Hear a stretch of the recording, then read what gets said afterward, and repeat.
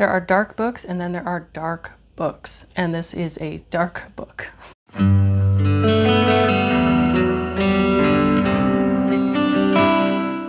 Hey guys, welcome to Literarily Wendy. My name is Wendy, and today I'm going to be reviewing Blood Meridian by Cormac McCarthy. So Cormac McCarthy was an American novelist, screenwriter, and playwright who was born on July 20th, 1933, and he died just last year on June 13th, 2023, at the ripe old age of 89. He was born in Rhode Island, but raised for the most part in Tennessee. He dropped out of the University of Tennessee in order to join the U.S. Air Force, and he published his debut novel, The Orchard Keeper, in 1965. He received literary grants which allowed him to travel to Southern Europe, where he wrote Outer Dark in 1968, Child of God in 1973, and Suttree in 1979. And after traveling back to the American Southwest, he researched and wrote Blood Meridian, which was published in 1985. Cormac McCarthy has a very distinct writing style, which is characterized by his sparse prose and the fact that he doesn't use typical punctuation. His ability to describe the darkest scenes, as far as I'm concerned, is unmatched. I didn't know this when I first started reading the novel, but Blood Meridian is based off of real-life true events surrounding the Texas-Mexico border disputes in the 1850s. There are some people in the novel that really did exist, such as Glanton of the Glanton Gang, as it was called historically, which was a group of scalp hunters who were contracted by Mexican authorities to hunt down and kill Apaches following the Mexican-American War. They would scalp them for a bounty, but were eventually declared outlaws by the Mexican government. U.S. Civil War Commander Samuel Chamberlain claimed to be a member of the Glanton Gang and documented their activities at length, including the existence of another character in this book named Judge Holden, in his memoir titled My Confession, Recollections of a Rogue. However, his book is the only source that states that Judge Holden really existed, so who knows? So Blood Meridian largely follows this group of scalp hunters known as the Glanton Gang, and this provides us with a skeleton for a story that explores the nature of violence, of war, and depravity. So if you've never read a book by Cormac McCarthy before, his style is very sort of pared down. He doesn't use quotation marks to indicate dialogue, and he doesn't use a lot of punctuation in the traditional way. His writing style is kind of as sparse and barren as the landscapes he writes about, so it's very fitting. So Blood Meridian maybe a little bit to a lesser extent, but if you look at his more recent novel, The Road, which was also made into a movie that you might be familiar with, he uses a lot of white space. Here's from The Road. You can see this is sort of like a typical page. There's not really a lot of like walls of text. There is a lot of blank space, a lot of white space in between paragraphs and in between lines. So Blood Meridian is similarly stark in its language. However, it felt like there were a lot more sort of sweepingly poetic descriptions of the land and the events taking place. One of my favorite things about reading this book is the amount of things that are just sort of left unsaid. There's a lot that is inferred rather than explicitly stated, which is a quality that I really like in a writer. His prose actually reminds me a lot of Hemingway in that regard, where at first glance the sentences are deceptively simple, but there is a lot that is beneath the surface that isn't explicitly stated. But then McCarthy sort of layers that with these vast descriptions of this world that is so visceral. You can practically smell the piles of corpses as you're reading. So one of the, probably the main character in this book is a character known as Judge Holden, or just the Judge. He's described as being over 7 feet tall. He's a very large man. He's also completely hairless from head to toe, and he's so pale. Maybe more than me. He's the embodiment of absolute evil. He's sadistic, depraved, and unflinchingly cruel to those around him that he has decided shouldn't be alive.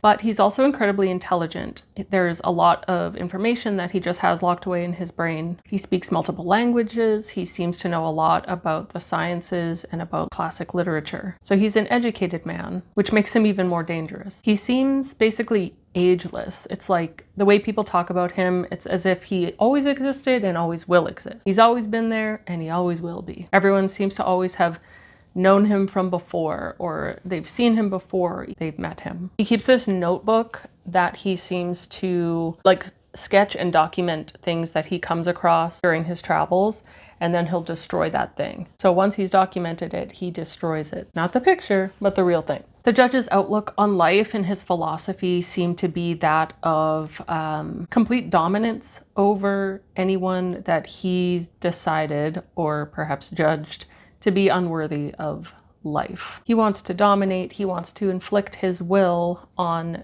people around him. And this will is often inflicted in the act of killing them and also in the act of assaulting them sexually. He seems to be naked a lot, but every time in the novel that he is naked, there seems to be a missing child in the area that gets talked about. So you can infer from that what you will. I took it as he's a pedophile and yeah, evil. But he also just seems to have a real problem with empathy.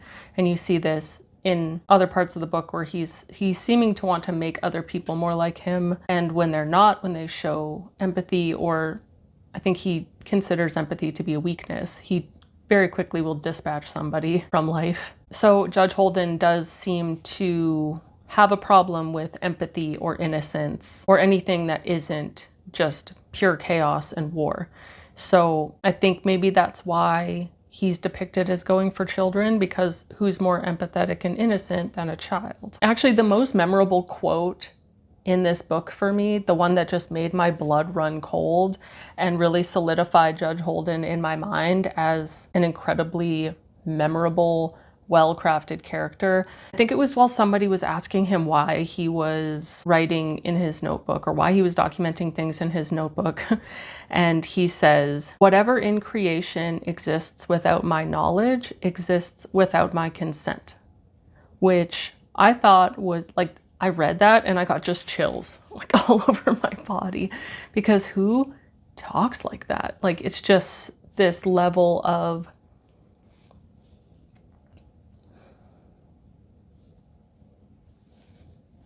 it's just, I can't imagine. I just can't imagine having that kind of belief about other living things. And so if ever there was a single line that sums up the judge, I think that's it. He's the conductor of an orchestra of violence and death. And he loves it. He has a ton of knowledge. There's a scene where he just knows how to make gunpowder out of like volcanic ash, and he gets everyone to pee on it, and then he's able to make gunpowder. Like, he just knows a lot of stuff. And it's like the fact that he's the judge, it's like he's judging everyone's right to life. And if he has judged that you shouldn't exist, he will erase you from life. He will remove your ass from the census so fast. And the way he does it is always so brutal and so well described. On the other hand, there's this other character that's just called the Kid, and we follow him sort of from young teenage years where he runs away from home, and he's very skilled in the art of killing and in the art of death, and he's kind of goes from job to job. The difference between him and the judge is the judge seems to kill people as a way of inflicting his will on others, whereas the Kid, it seems like it's just his job. He's good at it.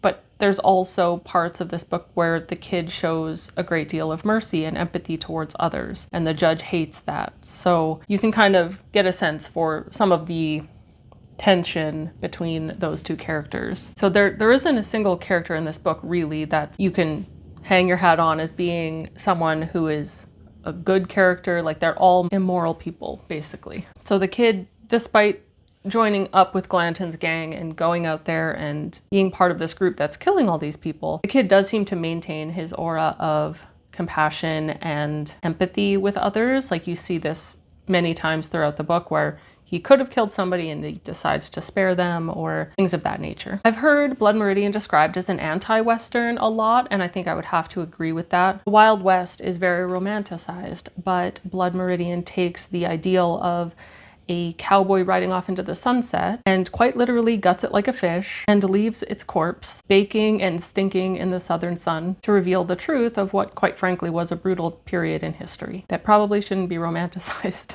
So the level of violence in this book is a lot, and I've heard some people call it gratuitous.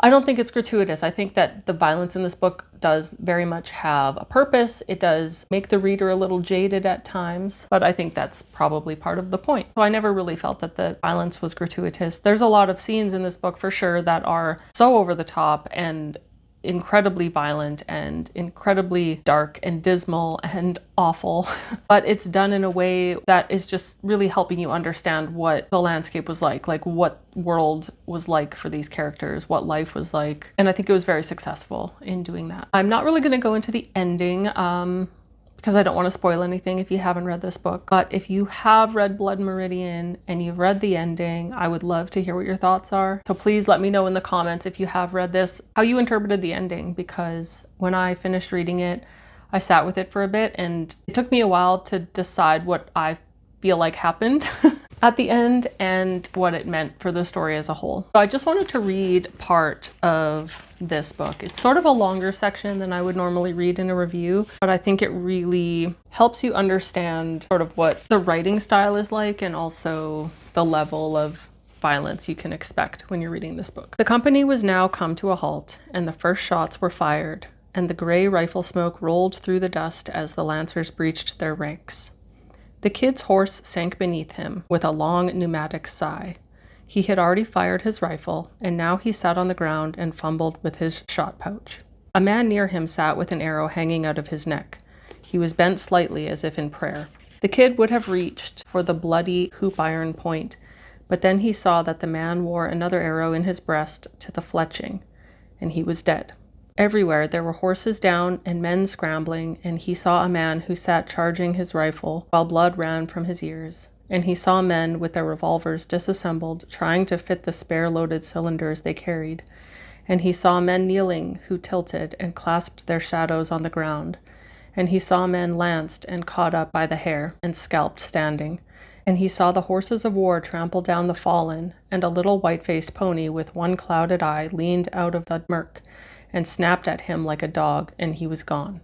Among the wounded, some seemed dumb and without understanding, and some were pale through the masks of dust, and some had fouled themselves or tottered brokenly onto the spears of the savages, now driving in a wild freeze of headlong horses with eyes walled and teeth cropped, and naked riders with clusters of arrows clenched in their jaws, and their shields winking in the dust, and up the far side of the ruined ranks, in a piping of bone flutes, and dropping down off the sides of their mounts, with one heel hung in the wither strap, and their short bows flexing beneath the outstretched necks of the ponies until they had circled the company and cut their ranks in two, and then rising up again like funhouse figures, some with nightmare faces painted on their breasts, riding down the unhorsed Saxons and spearing and clubbing them and leaping from their mounts with knives and running about on the ground with a peculiar bandy-legged trot like creatures driven to alien forms of locomotion, and stripping the clothes from the dead and seizing them up by their hair and passing their blades about the skulls of the living and the dead alike, and snatching aloft the bloody wigs and hacking and chopping at the naked bodies, ripping off limbs, heads, gutting the strange white torsos, and holding up great handfuls of viscera, genitals, some of the savages so slathered up with gore they might have rolled in it like dogs, and some who fell upon the dying and sodomized them with loud cries to their fellows. And now the horses of the dead came pounding out of the smoke and dust, encircled with flapping leather and wild manes and eyes whited with fear, like the eyes of the blind, and some were feathered with arrows, and some lanced through and stumbling and vomiting blood as they wheeled across the killing ground, and clattered from sight again. Dust stanched the wet and naked heads of the scalped, who with the fringe of their hair below their wounds, and tonsured to the bone, now lay like maimed and naked monks in the blood-slaked dust, and everywhere the dying groaned and gibbered, and horses lay screaming. So you can get an idea of kind of the level of violence, like just the way Cormac McCarthy is able to just put you in the middle of all of that horror and gore and just blood and violence, and have you sit in the middle of it as you're reading these types of passages, I think is so powerful. And I think that's part of why this book is easily in my top 10 now. Here's another little passage that I highlighted. So I figured I would just read this one. as well. With darkness, one soul rose wondrously from among the new slain dead and stole away in the moonlight. The ground where he'd lain was soaked with blood and with urine from the voided bladders of the animals, and he went forth stained and stinking like some reeking issue of the incarnate dam of war herself. That's one of those passages you can basically smell. So if you're wanting a book that is going to knock your socks off as far as being deeply entertaining and engaging, I highly recommend this book. I've read a lot of Cormac McCarthy now, and this is by far my favorite one of his. I didn't think it would be possible to outdo No Country for Old Men, but this book is just so incredibly, it's like your mind just wants to chew on it for a long time. And I just really gravitate towards books that have me thinking afterwards about humanity, about the self, about human nature and the human condition. And this book is no exception. At all. While reading it, I was enjoying it. After reading it, I'm still enjoying it. Like, I still think about this book a lot. It's been a few weeks since I finished it, but I wanted time to really just sit with this book and figure out what it means to me. There's a reason Cormac McCarthy is considered to be one of the best writers of this generation. So should you read this book? 100%. It is so good. You're not going to regret it.